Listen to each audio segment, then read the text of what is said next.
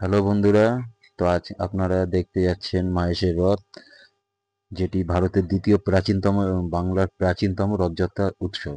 এই উৎসব 1396 খ্রিস্টাব্দ থেকে পশ্চিমবঙ্গের শ্রীরামপুর শহরে মাহেশে অনুষ্ঠিত হয়ে আসছে। রথযাত্রার সময় মাহেশের স্নানপিড়ি ময়দানে 1 মাস ধরে মেলা চলে।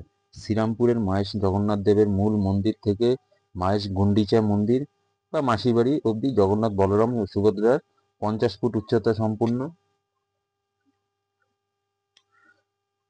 উম, নিয়ে যাওয়া হয়। উল্টো রথের দিন আবার রথটি জগন্নাথ মন্দিরে ফিরিয়ে আনা হয়। এবং মাহেশের জগন্নাথ মন্দির ও রথযাত্রা উৎসবের পিছনে একটি কিংবদন্তি রয়েছে। সেটি হলো চতুর্দশ শতকে ধ্রুবানন্দ ব্রহ্মচারী নামে এক বাঙালি সাধু পুরীতে তীর্থ করতে গিয়েছিলেন। তার ইচ্ছে হয়েছিল যে তিনি জগন্নাথ দেবকে নিজের হাতে ভোগ রেঁধে খাওয়াবেন, কিন্তু পুরীর মন্দিরে পাণ্ডারা বাদ সাদায় তিনি তা করতে পারলেন না। তখন দুঃখিত হয়ে তিনি আমরণ অনশনে বসলেন। 3 দিন পর জগন্নাথ দেব তাকে দেখা দিয়ে বললেন, ধ্রুবানন্দ, ব্রহ্মদেশে ফিরে যাও। সেখানে ভাগীরথী নদীর তীরে মাহেশ নামে এক গ্রাম আছে। সেখানে যাও। আমি সেখানে একটি বিরাট দারুবৃক্ষ বা নিম গাছের কাণ্ড পাঠিয়ে দেব। সেই ঘাটে বলরাম, সুভদ্রা আর আমার মূর্তি গড়ে পূজা করো। আমি তোমার হাতে ভোগ খাওয়ার জন্য উদগ্রীব।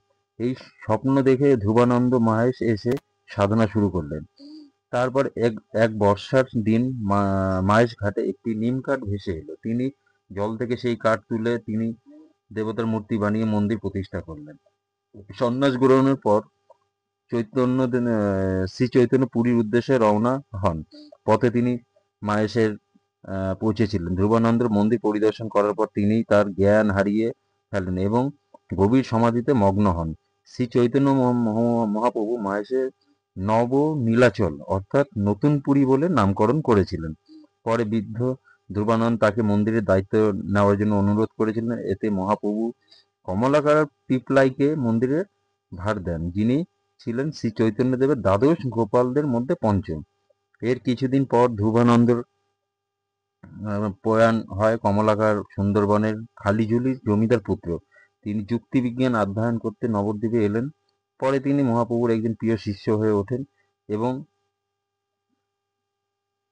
তার প্রথম মাস জগন্নাথ মন্দিরের ভার গ্রহণ করার পর তিনি সেখান থেকে শুরু করেন। তিনিই এই বিখ্যাত রথ উৎসবের 620 বছর আগে শুরু করেন, যেটা 2025-এ 629 বছরে পদার্পণ করলো। তার উত্তরাধিকারী এখন সেবায়িত মন্দিরের অধিকারী হিসেবে মাহেশে বসবাস করেন।